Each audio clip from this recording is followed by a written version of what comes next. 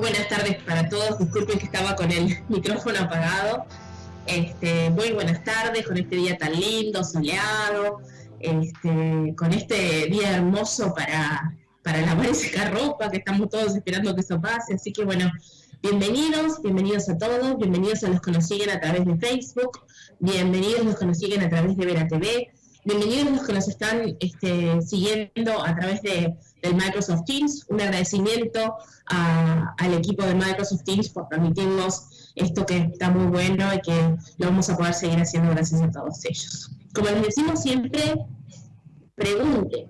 Cuando tengan una consulta, háganla, pregunten a través de Facebook, pregunten por acá, no esperen a que termine la charla para preguntar, porque tenemos un pequeño delay entre que empezamos la charla y ustedes la empiezan a escuchar, y capaz que nosotros terminamos y no les tenemos el tiempo a leer las preguntas. Y lo lindo de esto es que puedan preguntar, que sea interactivo. Si se quedan con cosas, también las podemos contestar después. Hoy vamos a hablar con mi compañero Bruno, como siempre, de las pastillas de la diabetes. Vamos a estar hablando más que nada de la diabetes tipo 2 y cuál es la medicación que algunas personas con diabetes tipo 2 necesitan, que son las pastillas de la diabetes. Antes de empezar a hablar de esto, vamos a hacer un pequeño resumen de lo que es la diabetes tipo 2, como para ir ambientándonos y para saber bien de lo que estamos hablando.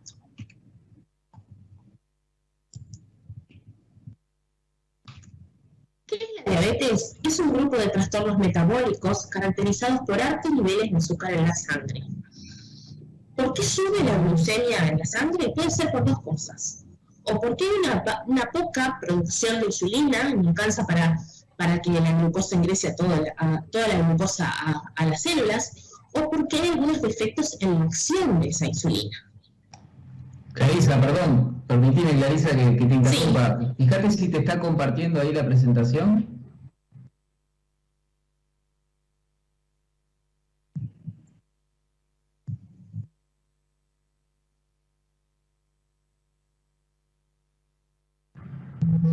¿La ven?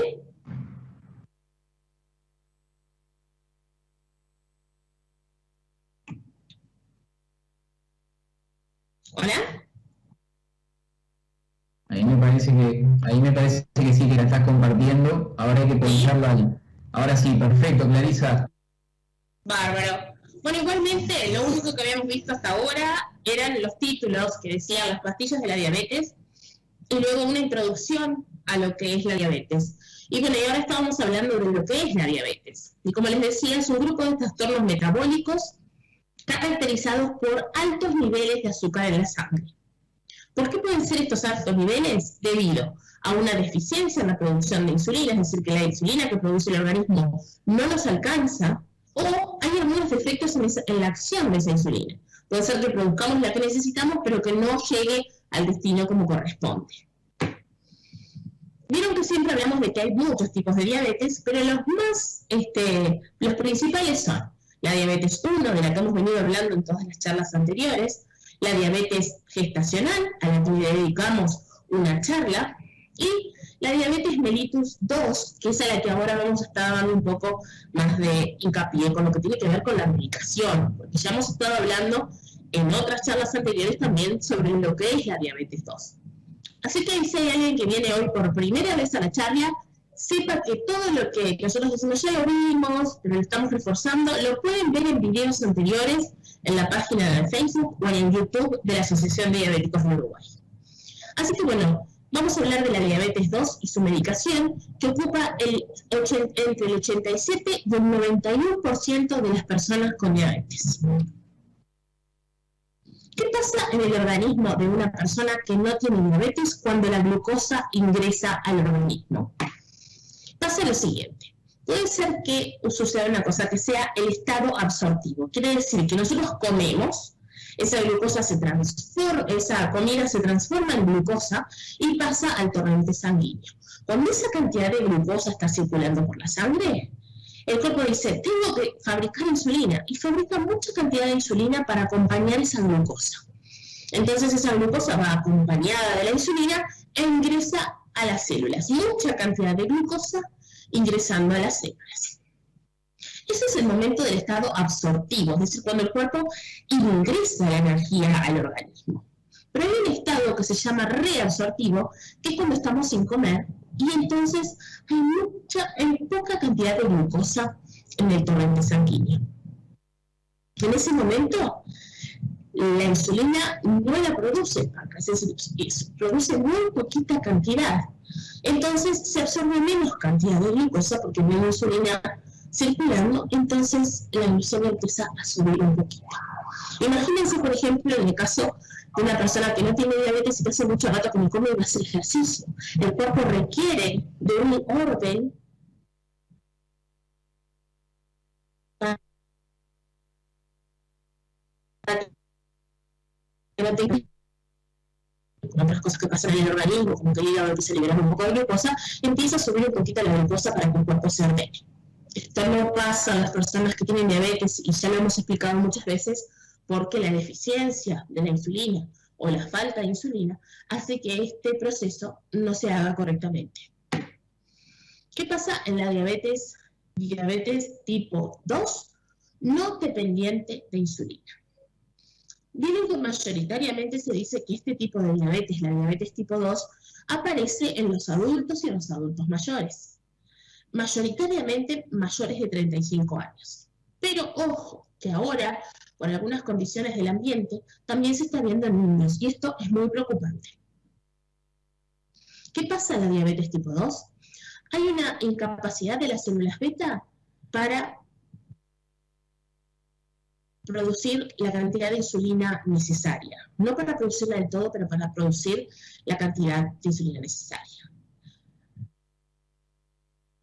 Hay una resistencia a la insulina, es decir, que cuando la insulina llega a la célula no tiene la capacidad para como hacer sinapsis con la célula, con la insulina, para que la célula se abra.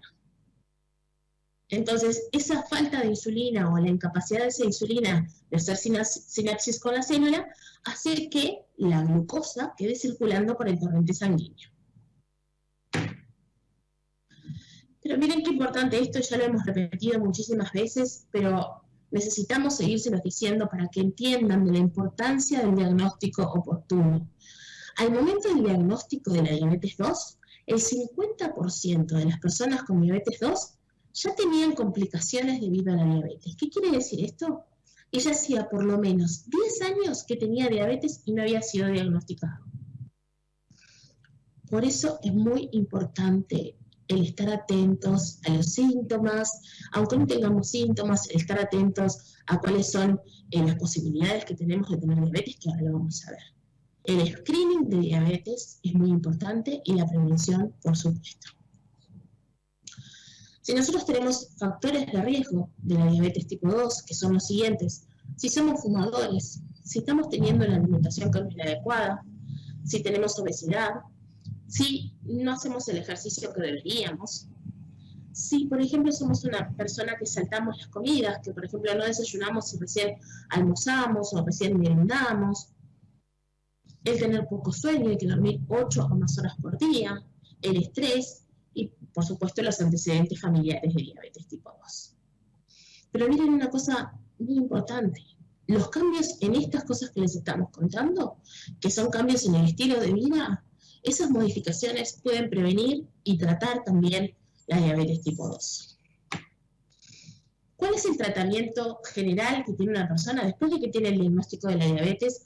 ¿Cuáles son las cosas que tiene que tener en cuenta? Ya las hemos hablado y discutido en otras charlas, pero una muy importante es la alimentación saludable, otra es la medicación, el monitoreo. El monitoreo estuvimos hablando mucho, de la medicación vamos a hablar ahora. Otra es la actividad física, que vamos a ver la importancia que tiene el no resistir la insulina. Y la actividad física es la herramienta fundamental para no resistir esa insulina y para que las células estén ávidas de recibir la glucosa, es a través de la actividad física. Y por supuesto, que es lo que estamos haciendo acá hoy con Bruno, con la Asociación de Diabéticos, y con el Microsoft Teams, y con Facebook, y con el Beta TV, que es la educación en diabetes. Es el empoderar a la persona que tiene diabetes para que ella misma tome el control de su diabetes y pueda llevar una vida saludable. Para eso el aprendizaje tiene que ser constante, ¿sí? Así que se los hemos dicho muchas veces, pero estamos con las puertas abiertas, con toda la tecnología abierta para que las personas que tienen diabetes y quieran saber más sobre su condición, para aprender día a día para después poder tener una vida saludable. Bueno, y ahora vamos a empezar a meternos en el tema de hoy, que es las pastillas de la diabetes, que es la medicación oral de la diabetes. Vamos a hablar, o vamos a clasificar a los medicamentos, y ahora les pido, por favor, que paren las antenas, que presten mucha atención, porque esto se viene muy difícil. Cada medicación que el médico les receta tiene sus características y si el médico se las receta porque son lo que su cuerpo necesita. Pero todas tienen características muy distintas que ahora las vamos a ir viendo una por una. Les pedimos, por favor, que tomen esta charla educativa para aprender, pero no empiecen. A mí me gustaría tomar esta otra porque creo que es mejor para mí o viceversa, porque todo eso hay que contarlo y comentárselo al médico, que es el único que va a tener las herramientas para saber qué medicamento y dónde actúa y por qué es bueno o no para una persona con diabetes tipo 2.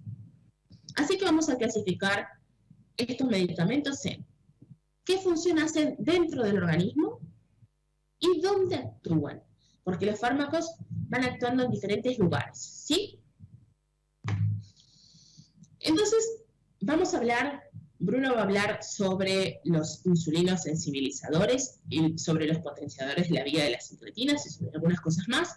Yo les voy a hablar hoy de los insulinos secretores. Pero esos son como los 3 grandes tipos de medicamentos que existen para el cuidado de la diabetes tipo 2, que no son la insulina, porque de la insulina ya hemos estado hablando anteriormente. Estos medicamentos son medicación oral. Existen los insulinos sensibilizadores, que como la palabra lo dice, sensibilizan, ¿sí? Insulinos sensibilizadores. Lo que hacen es sensibilizar a la célula para que la insulina pueda ingresar, ¿sí? Cuando el cuerpo tiene resistencia a la insulina, estos insulinos sensibilizadores lo que hacen es dejar de resistir esa insulina para que el cuerpo pueda absorber la energía. Después están los medicamentos que son insulinos secretores. Como lo dice la palabra, ayudan a segregar, a liberar insulina. Para utilizar los insulinos secretores necesitamos tener todavía en nuestro cuerpo células beta que produzcan insulina. Entonces los insulinos secretores lo que van a hacer es avivar esas células para que liberen más cantidad de insulina. Y después están los potenciadores de la vía de las incretinas. ¿Qué son las incretinas? Son algunas hormonas que también se encargan de hacer que el organismo trabaje bien con la insulina y trabaje bien con la sensibilidad, ¿sí? Pero ayudan a producir más insulina también, pero actúan en otro lugar del cuerpo que después Bruno les va a explicar con mayor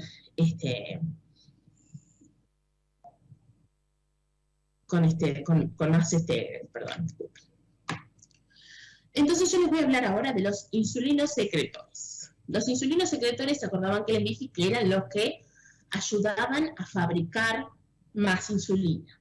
Son los capaces de provocar un aumento en la secreción en la liberación de insulina.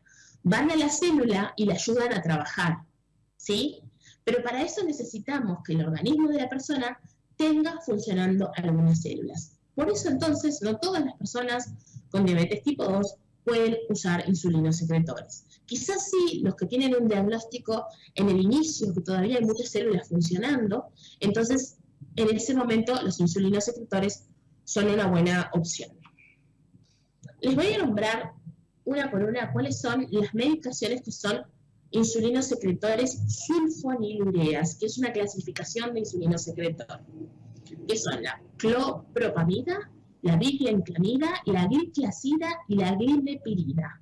Si alguno de ustedes toma alguno de estos medicamentos, acuérdense que es un insulino secretor, es decir, que ayuda a las células del páncreas a fabricar mejor insulina.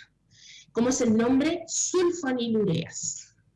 Pero también hay otra clasificación de insulinosecretores, que son las meglitinidas. Las meglitinidas, como la repaglinida, también actúan haciendo que se segregue mejor insulina. ¿Qué hacen las sulfonilureas?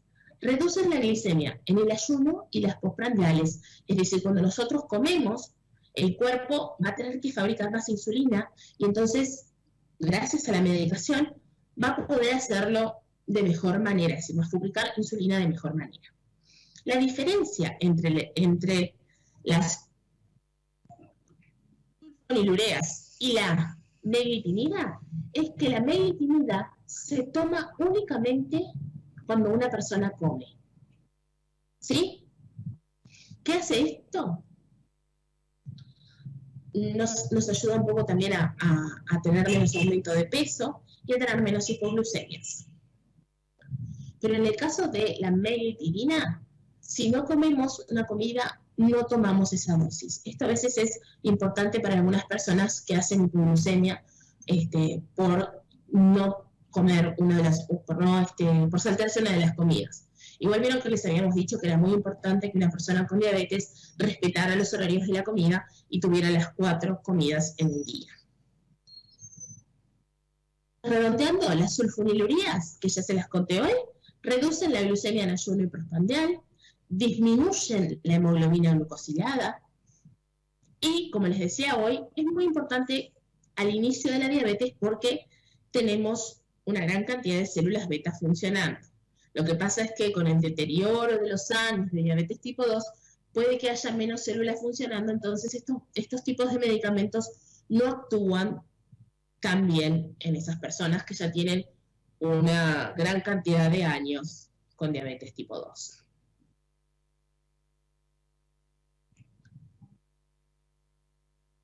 Bueno, ahora voy a dejar que mi compañero Bruno siga con las insulinosensibilizadores. Bruno, ¿estás por ahí? Estoy por acá, Clarisa, muchas gracias. Denme un segundito que pongo la presentación. Ahí está, perfecto. Bueno, ¿cómo están todos? Bienvenidos. Haciendo un poquito de memoria en lo que significa tener diabetes tipo 2. Como les dijo Clarisa hace un rato, vamos a repasar esto para entender de qué tratan los medicamentos de la diabetes. ¿Cuáles son los problemas principales que suceden en el cuerpo dentro de una persona que tiene diabetes tipo 2 o prediabetes también? Por un lado, la resistencia a la insulina y por otro lado, la producción de insulina, ¿verdad? Y para eso existen medicamentos que se encargan de mejorar la producción de la insulina, que eran los que estaba hablando Clarisa recién, las sulfonilureas, glibenclamida, glimepirida y todos esos fármacos que ustedes ya conocen. Y por otro lado, hay fármacos que se encargan de mejorar la aceptación de la insulina que produce el mismo cuerpo, ¿verdad? O la sensibilidad, como se le dice, que son los insulinosensibilizadores, que es lo que vamos a ver ahora en pantalla, como lo estamos produciendo. Bien, vamos a meternos de lleno entonces en los insulinosensibilizadores, que son los más populares, además, dentro del tratamiento de la diabetes tipo 2. Tenemos por un lado, ahí está, los insulinosensibilizadores son fármacos que potencian el efecto de la insulina. No sé si está saliendo mi presentación, me parece que no, a ver. Me parece que está saliendo, denme un segundito porque me estoy dando cuenta que no está saliendo la presentación. Compartir, ahora sí. A ver ahora. Ahora sí, perfecto. Bueno, muy bien. Seguimos entonces. Como les decía, nos metemos de lleno en los fármacos o en los medicamentos que son insulinosensibilizadores, es decir, que mejoran la aceptación de la insulina que produce el cuerpo de la persona, ¿verdad? La persona con diabetes tipo 2, como les decía, tiene una resistencia a la insulina que produce el mismo. Entonces, estos fármacos se encargan de mejorar la aceptación de esa insulina. Potencian el efecto de la insulina y disminuyen la resistencia a la misma, ¿verdad? Y todo esto tiene un beneficio enorme en el cuerpo de la persona con diabetes porque contribuye a mejorar los niveles de glucemia, ¿verdad? Que ese es el objetivo del tratamiento. insulinosensibilizadores. Acuérdense, estos fármacos mejoran la sensibilidad, no la producción de insulina, la sensibilidad. Y el más popular de todos, el que todos conocemos, ¿verdad? El que se utiliza a nivel mundial como primer fármaco dentro del tratamiento de la diabetes tipo 2, es la metformina, o su nombre comercial, diaformina, como se lo conoce también, muy popular, que es un tipo de fármaco de la familia de las biguanidas. Este fármaco es un insulino sensibilizador. Y después, por otro lado, tenemos la pioglitazona, que es otro fármaco que también es un insulino sensibilizador, pero que no es tan popular como la metformina, ¿verdad? Que todo el mundo conoce y que también es bastante utilizada en los casos de insulinoresistencia con diabetes tipo 1. No solamente es exclusivo para la diabetes tipo 2, inclusive en algunos estados de prediabetes se utiliza la metformina como fármaco para mejorar la sensibilidad y así evitar que se desarrolle una diabetes. Continuamos entonces con las características de la metformina. Es un fármaco muy eficaz que viene en varias presentaciones, puede promover una pérdida de peso leve, esto también dice la evidencia, y tiene un muy bajo costo. Inclusive en Uruguay es un medicamento exonerado, es un medicamento que no tiene impuestos, no tiene IVA, y puede ser fácilmente accedido a él en todas las mutualistas y en salud pública. ¿Su acción cuál es? Como le decíamos recién, mejora la sensibilidad de la insulina del cuerpo. Recuerden que la persona con diabetes tipo 2 tiene insulina propia de su cuerpo, simplemente hay una resistencia a esta o un defecto en la producción. Y otra acción que tiene es inhibir la liberación de glucosa por parte del hígado, ¿verdad? Que es otra de las fuentes de glucosa que tiene el cuerpo, el hígado, y este medicamento lo que hace es inhibir la liberación de la misma, que genera una hiperglucemia. Tiene algunos efectos secundarios, sí, no les voy a mentir. Tiene efectos secundarios, puede producir malestares digestivos, sobre todo diarrea, y a veces náuseas también. En algunos pacientes que lo han declarado, se le llama el periodo de adaptación cuando se comienza.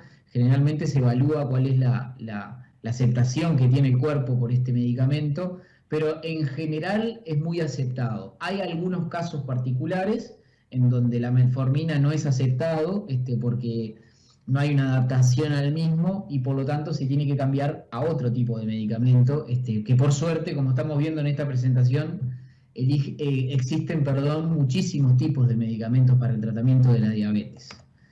Bien, por otro lado, la pioglitazona aumenta la sensibilidad también, igual que la metformina, sobre todo la glucemia basal.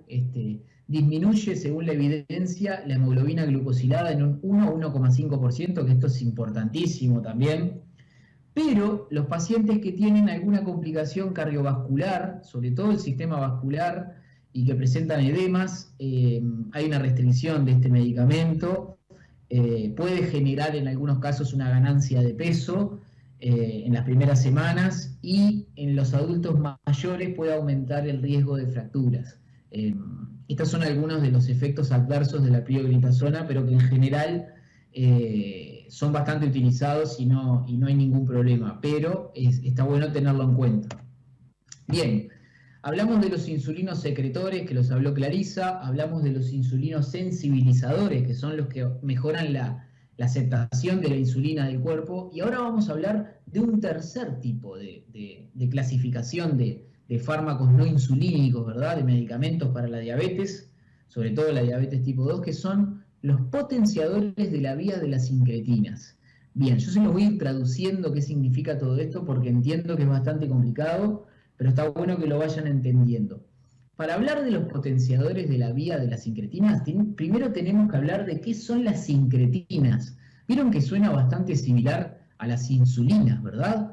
Y sí, también son hormonas, pero no son insulinas, se llaman incretinas, y estas, en vez de estar producidas en el páncreas, están producidas en el intestino delgado, sobre todo en el yeyuno y en el ilion, que son parte del intestino delgado, y tienen un efecto importante en la producción de insulina del cuerpo. Estas hormonas se producen cuando las personas comen y están haciendo la digestión y pasa al intestino, se liberan estas hormonas para avisarle al páncreas que tiene que liberar insulina, ¿verdad? O sea que son muy importantes en lo que tiene que ver con la diabetes las incretinas. Acuérdense, son hormonas que se producen en el intestino.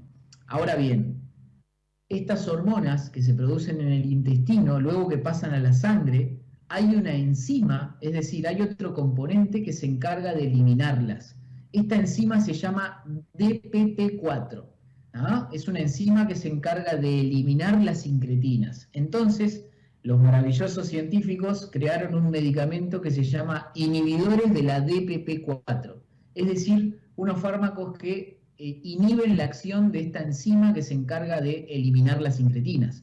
Por lo tanto, va a mejorar el control glucémico. Lo que se ha visto con los inhibidores de la DPP4, que como dato curioso, DPP4 significa dipeptidilpeptidasa 4, que es la enzima que se encarga de eliminar las incretinas, ¿verdad? Que actúan sobre el páncreas y sobre la glucemia. Los inhibidores de la DPP4, la evidencia lo que nos dice es que disminuyen la hemoglobina glucosilada en los pacientes en un 0,81%, no tienen ningún efecto con respecto al peso corporal, y algo muy importante es que son de muy bajo riesgo de hipoglucemia, porque vieron que sobre todo los insulinos secretores, como los que hablaba Clarisa, hay que tener cuidado porque pueden generar hipoglucemias. En este caso, los inhibidores de la DPP4 no tienen ese efecto y esto es muy importante para las personas con diabetes, además de que tienen un efecto en la glucemia de ayuno y en la glucemia después de comer. Acá tenemos algunos de los que hay en el mercado actualmente y los más populares que hay en nuestro mercado. Seguramente hasta la fecha haya algún otro aprobado por FDA y por el ministerio, pero estos son los más populares. Por un lado tenemos la linagliptina, que la conocen también como Trayenta, también tenemos la saxagliptina, sitagliptina, el galbus o vildagliptina, que también es bastante popular, y también tenemos la alogliptina, que son todos inhibidores de la DPP4, es decir, que actúan en las vías de las incretinas, ¿verdad? Bien, después tenemos por otro lado otro tipo de fármaco dentro de las vías de las incretinas, que son los GLP-1. Son fármacos que son exactamente iguales a las incretinas que se producen en el intestino, pero estos deben de inyectarse. Esta es la diferencia.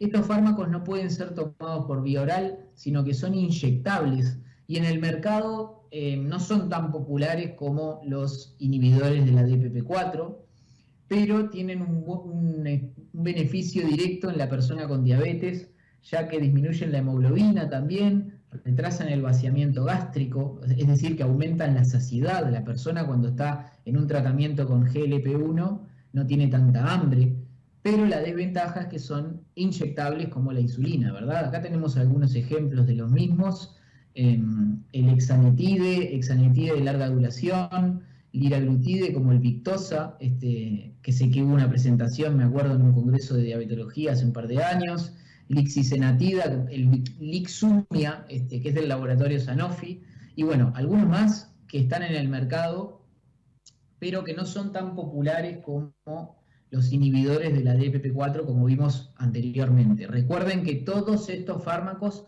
actúan en las vías de las incretinas, que son las hormonas que produce el intestino, que mejoran la regulación de la glucosa en el cuerpo. Y después tenemos otra clasificación, otro tipo de fármaco, un poco más novedoso, que son los que tenemos en pantalla, que son los inhibidores del SGLT2. Y acá tenemos algunas de las marcas comerciales, como por ejemplo la canaglifosina, la dapagliflozina, la empagliflozina, que es el Jardiance, que es bastante popular hoy en día y es un fármaco bastante nuevo, que estamos hablando ahora. ¿Y qué hacen estos fármacos? Miren dónde actúan. Yo les voy a tratar de explicar acá con mi mouse, a ver si se ve ahí. Esto que están viendo en pantalla es una nefrona. ¿Qué es una nefrona? Es una célula, una unidad del riñón que se encarga de filtrar la sangre y eliminar la glucosa. ¿Vieron que nosotros siempre decimos que los riñones son los órganos encargados de filtrar la glucosa? Bueno, en realidad, si nos ponemos más específicos, son las nefronas, que son estos componentes que están viendo en pantalla.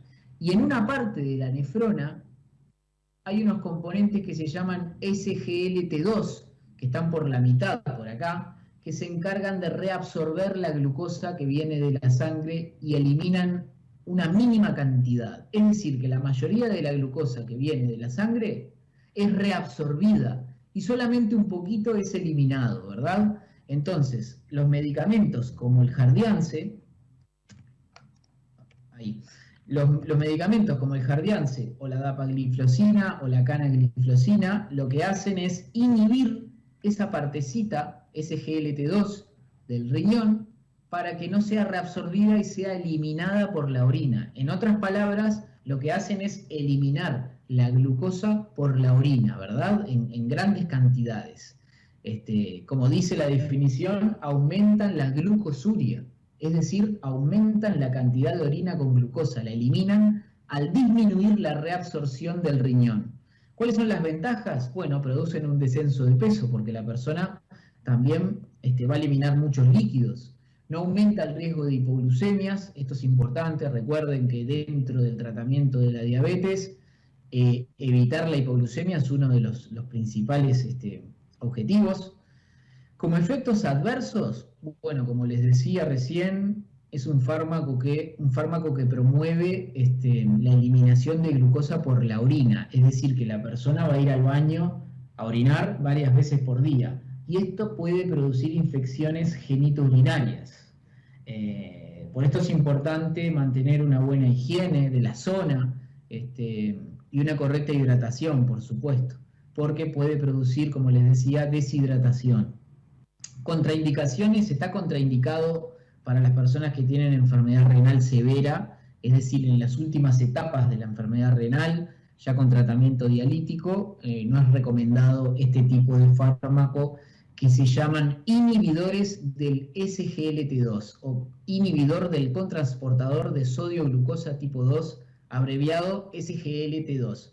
A nosotros, en realidad, como objetivo, no nos importa que se acuerden de ese nombre, sino que más bien entiendan cuál es la función en el cuerpo. Recuerden, este tipo de fármaco, como el Jardiance, que es el de los más populares, actúa en el riñón y evita que se reabsorba la glucosa y permite que se elimine más glucosa por la orina. Bien, también tenemos algunas asociaciones comerciales, es decir, que son combinaciones de fármacos que venimos discutiendo hasta ahora, como por ejemplo, si mezclamos la metformina con el glibenclamida, van a conocer la diaformina plus o el duplex, que son bastante conocidos, o el Resolute, que también es muy utilizado. Estas asociaciones permiten que el paciente o la persona con diabetes no tome tantas pastillas por día, ¿verdad? Después tenemos otras combinaciones, como por ejemplo metformina con linagliptina, y tenemos el Trayenta Duo en sus dos presentaciones. Recuerden, es un insulino sensibilizador, como es la metformina, con un inhibidor del DPP4, de las incretinas, como la linagliptina, y eso forman este fármaco que se llama Trayenta Duo. Después tenemos algunas otras combinaciones que casi todos tienen que ver con metformina, como por ejemplo la metformina y la saxagliptina, y tenemos el fármaco Conbiglis. Después tenemos la vidagliptina y la metformina para resultar en este fármaco que se llama Galbusmet, que también es muy popular dentro de la diabetes tipo 2. Y recuerden, estas asociaciones existen y facilitan bastante el tratamiento de la persona con diabetes, porque están combinando distintos fármacos y evitan que la persona tenga que tomar más pastillas y acordarse que las tiene que tomar. Y bueno, siempre es mejor recurrir a asociaciones si es posible. Bien, vamos a ir finalizando por acá con esta charla que reconocemos que es bastante técnica, pero hay algo que tienen que entender para ustedes que están del otro lado, que todas las características y fármacos que mencionamos, no es que hay uno que es mejor que otro. La cantidad, variedad, tipo y frecuencia de los fármacos no insulínicos que van a administrarse va a depender de cada caso individual. Cada caso es un caso, ¿no? Y es importante no dejar de consultar con el equipo médico tratante. ¿Por qué? porque la diabetes va cambiando durante toda la vida y es importante tener un seguimiento con el equipo multidisciplinario, porque en algunos momentos de su vida van a necesitar distintas variedades, distintas cantidades, distintos tipos y distintas frecuencias. Por eso es importante no dejar de visitar el médico, porque les aseguro que la cantidad de medicación que necesitan hoy puede ser distinta dentro de 3 años, o 2 años, o 1 año, o 6 meses. Por eso es importante tener un seguimiento, ¿no? Bien, por acá vamos finalizando con esta charla de medicamentos, las pastillas para la diabetes. Hablamos de la clasificación, hablamos de los tipos, hablamos de por qué son importantes, en dónde actúan, y hablamos de la importancia que tiene consultar al equipo médico tratante, ¿verdad? ¿Tenemos alguna duda? Tenemos una preguntita. Decime. Tenemos una pregunta que nos hicieron a través del Teams, del Microsoft Teams, que dice lo siguiente. ¿Por qué al agregar insulina al tratamiento de la diabetes tipo 2 se tienen que seguir tomando pastillas? Vieron que nosotros les dijimos que una de las características de la diabetes tipo 2 era la resistencia a la insulina, ¿sí? Entonces, por más que nosotros ahora tengamos la insulina exógena inyectada, el cuerpo la va a seguir resistiendo. Y hay medicación que lo que hace es intentar que el organismo no resista a la insulina. ¿Cuáles eran de todos los que hablábamos hoy, Bruno? Perdón, Clarisa, que no te escuché la última parte. ¿Qué decías? ¿Cuál es de las medicaciones que existen la que va a acompañar la insulina? La que ayuda de alguna manera a que el organismo no la resista. Exacto. ¿Sí? Exactamente. Los insulinos sensibilizadores. Los insulinos sensibilizadores, ahí está. Entonces, lo importante es entender que por más que uno tenga la diabetes tipo 2 y empiece a darse insulina, va a seguir teniendo diabetes tipo 2 con sus características y que son la resistencia a la insulina. Entonces, sí que tengo que inyectar insulina porque sus células beta ya no están produciendo, pero su organismo la sigue resistiendo. Por eso necesita las dos medicaciones, la insulina exógena y la medicación oral. Exactamente, ¿sí?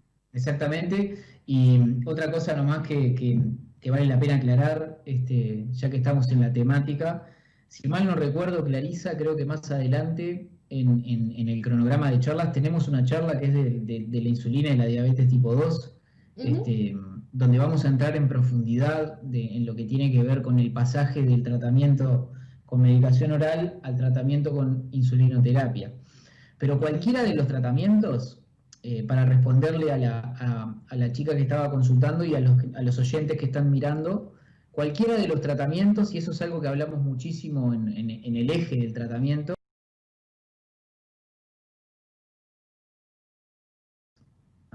vieron que Clarisa les mostró al comienzo de la charla un círculo que tenía todos los pilares del tratamiento, en donde la medicación oral era parte de, bueno, la cantidad, variedad, tipo de medicación va a depender muchísimo también de cómo la persona se acople a los otros pilares del tratamiento. Es decir, que mantenga una buena alimentación, que realice actividad física, que trate de detener el sedentarismo, sumado a los factores de riesgo naturales como la edad. Todo eso va a ir variando según cómo la persona se pueda adaptar a todos los pilares del tratamiento. Eso es importante que lo sepan. No basta solamente con tomar una pastilla y me olvido de que tengo diabetes. En realidad, la historia natural de la diabetes va a ser mucho más favorable, va a tener un mejor pronóstico y se van a evitar muchas complicaciones de la misma si se cumplen con la mayoría de los pilares del tratamiento.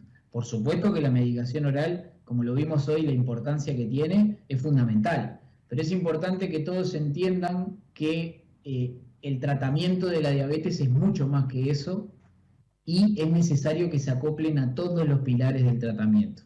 ¿Tenemos alguna otra duda, Clarisa? No. ¿Estamos por acá? Hemos terminado por hoy entonces.